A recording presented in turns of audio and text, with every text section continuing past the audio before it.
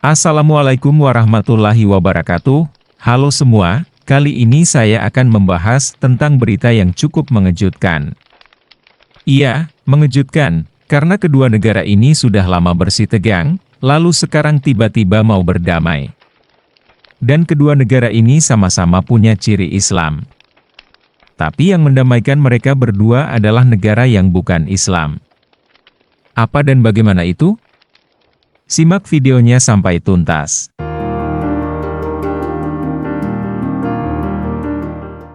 Cina itu negara komunis, dan Arab Saudi, meski bentuknya kerajaan, tetapi di sana ada Ka'bah dan makam Rasulullah Shallallahu Alaihi Wasallam. Jadi masih bisa disebut negara yang ada nuansa Islamnya, dan Iran, negara yang dulunya ada kerajaan paling besar di dunia waktu itu, yaitu Kerajaan Persia.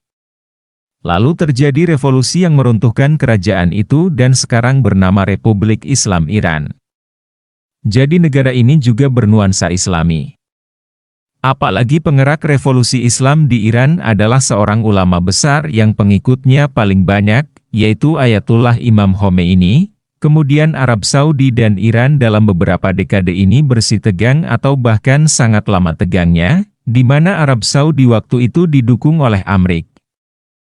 Karena Amerika paling benci juga dengan Iran, jadi lewat tangan Arab Saudi, serangan ke Iran gencar dilakukan, termasuk meributkan soal perbedaan mazhab, misalnya soal tuduhan Syiah sesat kepada ulama Iran, karena mayoritas di Iran Islamnya bermazhab Syiah Imamiyah, yaitu disebut Syiah 12 Imam, kalau di Yaman disebut Syiah Zaidiyah, kalau enggak salah ya. Karena ada juga Syiah Ismailiyah, kesemuanya ini masuk kategori Islam. Dan disinilah Saudi begitu gencar menyerang Iran dengan perbedaan mazhab. Kemudian Saudi sendiri waktu itu menyerap mazhab Wahabi sebagai mazhab resmi kerajaan. Namun belakangan tampaknya putra mahkota sudah gerah dengan mazhab Wahabi, karena mungkin dinilainya sangat kaku. Lebih banyak larangannya daripada halalnya. Lebih banyak bikin susah hidup rakyat Saudi daripada bikin happy. Misalnya larangan bagi wanita untuk menyetir mobil, dan larangan-larangan lainnya. Arab Saudi dengan pengerahan sumber daya fulus yang melimpah waktu itu, mampu membendung pengaruh Iran, sehingga keterbukaan untuk mempelajari Islam secara komprehensif agak tersendak-sendak, tapi untunglah Indonesia adalah negara yang sangat menghargai perbedaan, meskipun masih ada saja orang-orang yang sok arogan dengan melarang gereja dibangun. Memang negeri ini belum bisa tuntas permasalahan-permasalahan intoleransi itu. Namun, dengan berkah internet ini, ada banyak sumber pustaka untuk bisa mengakses semua kitab dan sumber-sumber ilmu, bahkan soal liberal dan ateis juga terbuka lebar dipelajari. Dan selebihnya adalah bagaimana masyarakat bisa membangun pikiran yang objektif dan terbuka atas realitas keragaman ini. Jadi orang-orang yang suka melarang-larang kegiatan ibadah orang lain, itu masih bermental jahiliyah dan barbar. Karena orang-orang jahiliyah dan barbar saja yang suka mengganggu ibadah orang lain. Cobalah baca sejarah, bagaimana dulu Islam pertama kali di tanah Arab? Dan bagaimana dulu Nabi Muhammad yang sedang sholat diganggu oleh mereka orang-orang jahiliyah itu, namun sebenarnya kekacauan yang terjadi dan bawa-bawa nama agama, itu adalah sebuah efek politis. Artinya, agama bisa dinilai konflik jika dipolitisasi. Agama hanya menjadi alat politik semata, contohnya waktu Pilkada DKI 2017, politik identitas membuat kegaduhan dan begitu brutal. Lalu apa yang terjadi antara Iran dan Arab Saudi, adalah gerakan politis yang bawa-bawa agama. Di sini Saudi, dulu menggunakan cara-cara keji, yaitu menyebarkan fitnah kepada mazhab Syiah. Lalu di Indonesia, yang cuma tahu kalau Islam itu di Arab Saudi, ternyata termakan oleh fitnah itu. Mainnya kurang jauh, dan beberapa pentolan anti-Syiah seperti Bahtiar Nasir dan kawan-kawannya akhirnya tak bisa lagi berkutik. Apalagi sudah ada beberapa orang yang terlibat tindakan terorisme, misalnya Farid Okbah, mungkin karena sudah tidak ada lagi logistik untuk meneruskan fitnah itu, mereka pun bungkam atau tak berkutik lagi.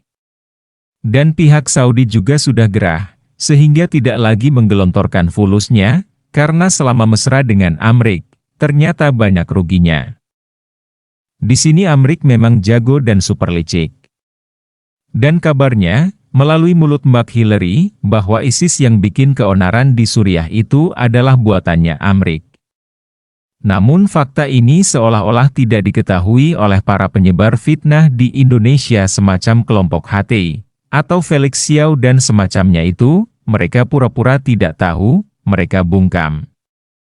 Jadi yang selama ini mereka dukung adalah bukan pejuang Islam, tapi pemberontak berkedok agama buatan Amrik yang bernama ISIS. Lalu setelah ISIS mengalami konflik internal, dan tidak bisa dikendalikan oleh Amrik, lalu terbentuklah pecahan-pecahan ISIS yang tidak jauh beda dengan ISIS. Dan kini, berita pertemuan antara Saudi dan Iran yang ditengahi oleh Cina sepertinya membuat Amrik marah besar. Kok ada negara komunis yang menjadi penengah dua negara Islam supaya tidak ribut lagi, dan membangun hubungan diplomatik? Mungkin begitu pikir Amrik. Dan kalau dipikir-pikir, Islam itu dikenal sebagai agama perdamaian, agama yang rahmatan lil alamin. Tapi kenapa umatnya selalu ribut ya? Kemudian setelah ribut, malah yang mendamaikannya adalah komunis. Bukannya komunis itu kayak PKI yang sering muncul iklannya setiap tahun di bulan September. Biasanya Om Gatot tuh jadi sponsornya. Jadi soal perdamaian dan bahkan cinta kasih tidak hanya ada dalam Islam. Agama dan keyakinan lain juga bahas itu. Jadi kebetulan saja ini Cina lagi baik, maka apa salahnya kalau kedua negara itu mau saling dapat kebaikan? Daripada ikut arahan Amrik yang suka bikin rusuh, mending ikut sama negara yang mau kerja sama dengan baik. Jangan lihat apa merek agamanya, asal sama-sama cuan, kenapa tidak? Lagian Arab Saudi ini kayaknya kecewa berat dengan Amrik selama ini, selama mesra dengan Amrik, Saudi malah mengalami banyak kerugian. Sumber daya minyak Saudi mubazir, tumpah-tumpah kena bom. Kemudian Saudi tampaknya sudah sadar, jika si Amrik jual senjata kemahalan kepada Saudi selama ini. Dan tidak memberikan keuntungan.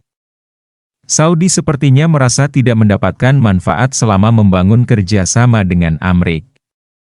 Saudi sudah sangat dimanfaatkan oleh Amrik.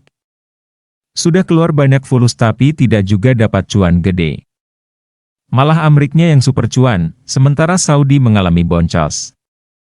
Kalau Saudi masih terus menjalin kerjasama dengan Amrik, lama-lama bisa mampus Saudi.